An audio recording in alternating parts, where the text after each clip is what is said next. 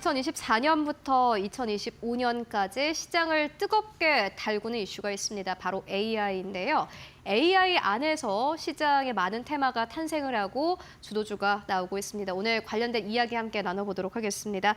오늘은 리딩투자증권의 곽병렬 센터장 모시고 이야기 나눠보도록 하겠습니다. 안녕하십니까? 예, 안녕하십니까? 네, 저희 또 파이널샷과 함께 해주셔서 감사합니다. 네, CES 2025가 이제 모두 다 마무리가 됐는데 엔비디아가 이번에 물리적 AI를 또 이제 강조를 하고 나섰습니다. 엔비디아가 이번에 CES에서 보여준 것들 어떻게 보셨습니까? 예, 사실 AI라고 하면 그냥 우리가 떠오르게 되면 이게 뭐가 딱 떠오르지가 않습니다. 어떻게 보면 AI라고 하면 굉장히 무형자산 내지는 어떻게 보면 가상의 공간이기 때문에 그러한데 엔비디아가 굉장히 영리하게도 이 눈에 보이지 않는 AI를 눈에 보이는 어떤 실체와 좀 연결시키는 부분들을 이번에 어떻게 보면 굉장히 좀 강조를 하면서 네. 이 물리적 AI 개발 플랫폼이다라고 하는 것들을 좀 더 부각을 시킨 것 같습니다. 그래서 어떻게 보면 그 이번에 엔비디아가 발표할 때도 뭐 로봇을 보여준다든지 아니면 뭐 물류 자동화라든지 스마트 팩토리 같은 것들을 보여준다는 얘기가 AI라고 하는 게 이렇게 어려운 것들이 아니라 우리가 기존에 가지고 있었던 어떻게 보면은 물리적 세계와 굉장히 좀 통합할 수 있는 영역이 많구나라는 것들을 굉장히 좀 잘 보여준 것 같고요. 특히 이제 그 개념 자체를 옴니버스라고 하는 어떻게 보면은 기존의 하드웨어 중심이 아닌 소프트웨어를 좀 접목시키는 통합 솔루션을 제시를 했거든요. 그렇기 때문에 어떻게 보면은 AI라고 하는 것들 굉장히 좀 어떻게 보면 와닿지 않는 것들을 굉장히 좀 와닿게 하는데 굉장히 좀 좋은 역할을 한 게 아닌가 생각이 되고요. 당연히 이렇게 와닿는 접점이 많게 되면 산업별로 굉장히 좀 맞춤형을 할 수가 있습니다. 어떻게 보면 산업들마다 제조업이면 제조업, 의료는 의료, 물류면 물류. 어떻게 보면 각자들이 가지고 있는 영역에서 AI를 이렇게 활용하면 된다라는 어떻게 보면 솔루션을 제공했기 때문에 이 부분도 굉장히 어떻게 보면 엔비디아가 영리했다라고 생각이 되고요. 결국은 이런 것들이 하나의 통합되어 있는 생태계를 어떻게 보면 구축해주겠다라고 하는 답을 제시해줬기 때문에 이번 엔비디아가 굉장히 좀 큰 화두를 제시해줬고 이거는 굉장히 큰 어떻게 보면 의미를 가지고 있다라고 평가를 할 수 있을 것 같습니다. 네, 말씀처럼 사실 AI 하면은 머리에 그려지는 게 잘 없습니다. 그냥 미래 세계 이렇게만 좀 생각을 하시는 분들이 많은데 이번에 엔비디아가 그 구체적인 그림을 제시를 했습니다. 물리적 AI, 실질적으로 우리가 볼 수 있는 그런 AI를 또다시 이렇게 보여주면서 다시 한번 시장에서는 좀 큰 화두가 되고 있고요. 그렇다면은 센터장님께서는 이번 CES 보시면서 좀 이 기업 괜찮았다라고 보신 적 있으실까요? 당연히 저희가 이제 사실은 이 CES 같은 것들을 봤을 때 가장 중요하게 보셔야 되는 건 이게 기조 연설자들이 누구냐. 그죠.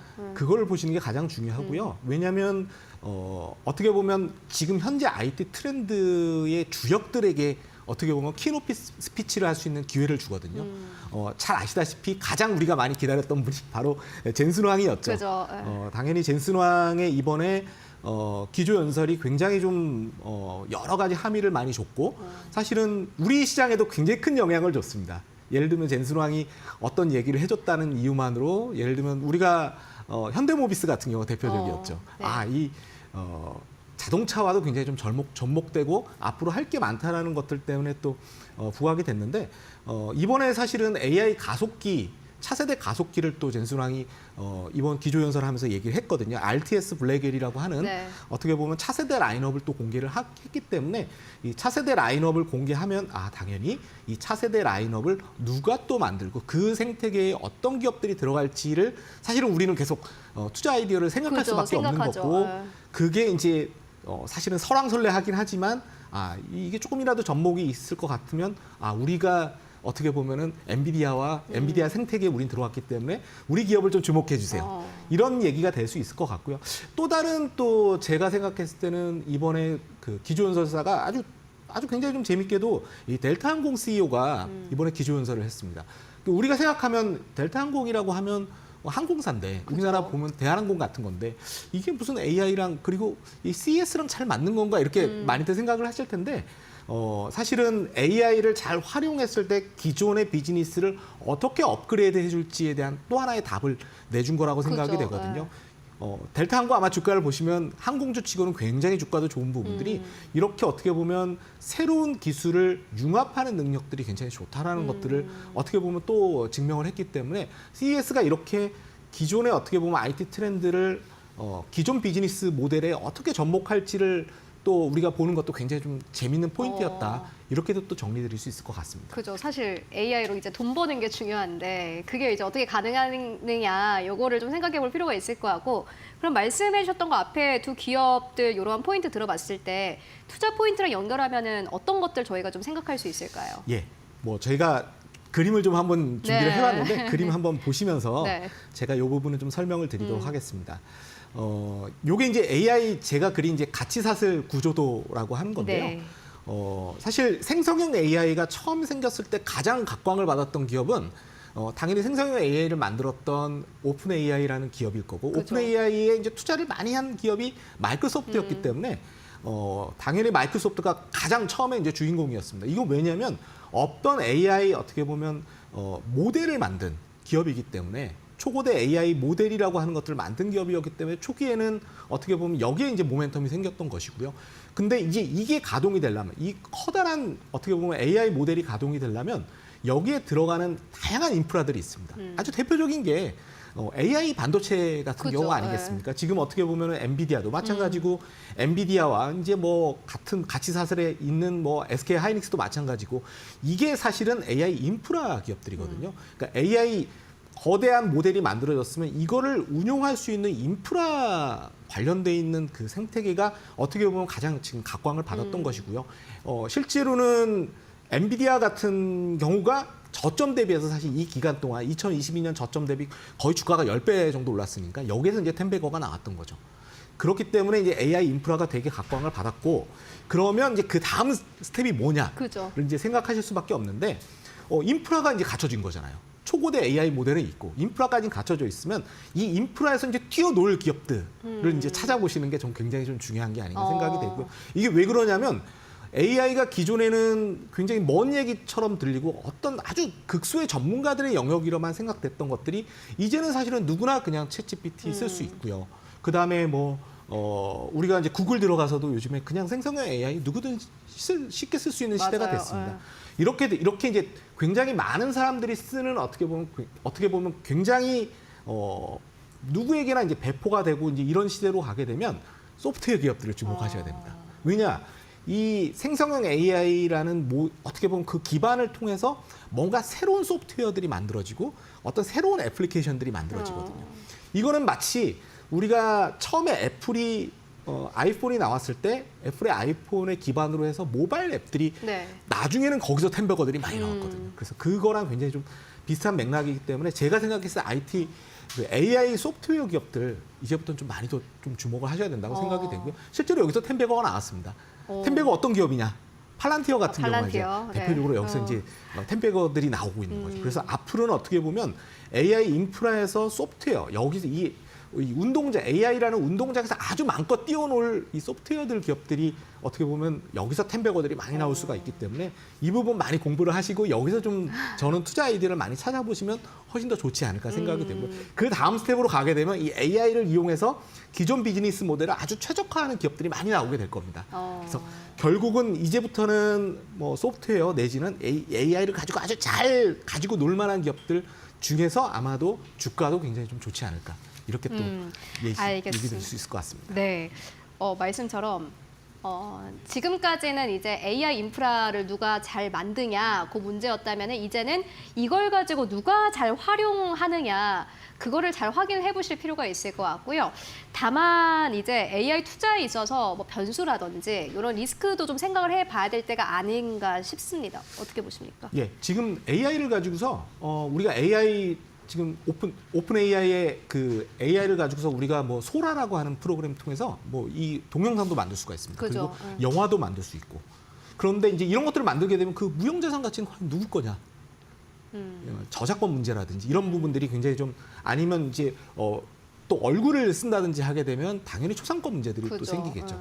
당연히 이 개인정보 보호라든지 그리고 무형자산 가치는 누구한테 돌아가는 게 맞느냐의 그죠. 그 이슈가 굉장히 좀 클 수밖에 없을 것 같고요. 그리고 이거를 굉장히 좀 잘 쓰는 사람들은 또 소득이 많이 늘 건데 또 어떻게 보면 기존에 이거에 대체되는 사람들이 있을 수 있기 때문에 맞아요. 어떻게 보면 이렇게 신기술이 태어나게 되면 굉장히 이런 변동성들도 있을 수 있다는 것도 기억해 두시면 좋을 것 같습니다. 네, 그렇다면은 이번에는 한국 쪽으로 좀 무게를 옮겨와서 이야기 나눠보도록 하겠습니다. 사실 한국은 미국이랑 좀 비교를 해보자면 AI 쪽에서는 투자가 저조한 것도 사실이고 기업들도 역시나 마찬가지로 앞서서 말씀해 주셨던 기업들, 뭐 엔비디아, 팔란티어, 물론 한국에도 그만한 기업들이 있긴 합니다만은 훌륭한 기업들이 있긴 합니다만은 그럼에도 사실 미국에서 지금 앞서 나가는 요 AI 시장 그리고 그 선도하는 기업들 대비해서는 좀 부족한 게 사실이에요. 뭐 주목하시는 기업 있으신가요? 일단은 업종들 중에서 우리나라 소프트웨어 업종도 저는 되게 주목을 하셔야 된다고 생각이 됩니다. 왜냐하면 지금 이제 뭐 우리나라 소프트웨어 기업 대표 종목은 뭐 네이버 카카오가 되겠죠. 그죠, 근데 네이버 카카오 같은 경우도 생성형 AI 시대로 넘어가게 되면 아주 굉장히 다양한 소프트웨어들이 아주 킬링 컨텐츠가 될 가능성이 저는 높다고 생각이 됩니다. 이거를 이용하게 되면 기존 또 이 소프트웨어 네이버 카카오라고 하는 대형 플랫폼을 이용해서 새로운 비즈니스를 또 많이 창출할 수가 있기 때문에 제 생각에는 아직은 지금 우리가 되게 미미한 것처럼 보일 수 있겠지만 기존의 플랫폼을 장악하고 있다는 것들은 굉장히 우리가 가산점을 줄 수 있는 부분이거든요. 그래서 저는 네이버 카카오 같은 경우도 올해는 한번 좀 생성형 AI가 뭔가 시너지가 날 가능성들 좀 주목해서 보셔야 되는 거 아닌가 생각이 되고 더군다나 올해 또 실적도 좋습니다. 작년에는 사실은 소프트웨어 전체 업종이 한 5조 원 정도밖에 이익을 거두지 못했는데 올해는 지금 한 6.2조 원 정도 예상이 되니까 네. 작년보다 이익이 좀 늘어나는 거기 때문에 이거는 어떻게 보면 생성형 AI 차치하더라도 이익도 좀 개선된다라는 것들도 이 기업들이 수익성이 좋아지게 되면 이 수익성을 바탕으로 해 또 새로운 비즈니스를 할 수 있는 여력도 높아진다라고 봐주시면 좋을 것 같고요.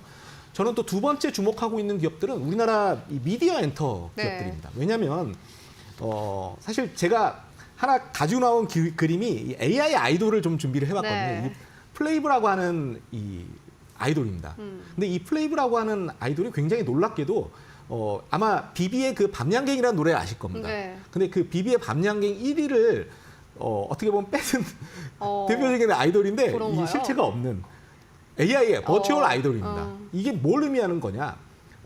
사실은 AI가 기본적으로는 뭘 할 수 있을지에 대해서 되게 궁금했는데 아주 굉장히 좋은 모델을 보여주는 거죠. AI를 가지고서 어떻게 보면은 가요도 만들 수 있고 이런 무형 자산을 얼마든지 창출할 수 있다는 그 비즈니스 모델을 만들었기 때문에 저는 엔터가 이런 것들을 할 여지들이 굉장히 많다고 생각합니다. 그죠. 상상력이 맞습니다. 있습니다. 그리고 왜냐하면 이걸 이용해서 뭐 영화를 만든다든지 뮤직비디오를 만든다든지 이런 어떻게 보면은 기존보다는 비용을 굉장히 줄일 수 있는 대표적인 툴이기 때문에 굉장히 좀 우리가 주목해서 보셔야 되는 부분이 많다. 그래서 미디어 엔터 같은 경우도 작년에 굉장히 실적이 안 좋았는데 그죠. 올해는 거의 1조 원 가까이 아마 순이익이 나올 것 같거든요. 그렇다고 보면은 AI가 최적화될 때 굉장히 어떻게 보면 시너지를 또 낼 수 있는 업종도 미디어 엔터다. 그러면 우리나라 엔터주들 한번 주목해 보셔도 좋지 않을까 생각이 됩니다. 네, 알겠습니다. AI 쪽에서 소프트웨어 쪽 아마 지난해 크게 또 조정을 받았던 업종을 많이 말씀해 주셨는데 엔터 쪽도 역시나 시너지를 낼 수 있는 대표적인 업종이다라는 의견까지 듣고 왔습니다. 지금까지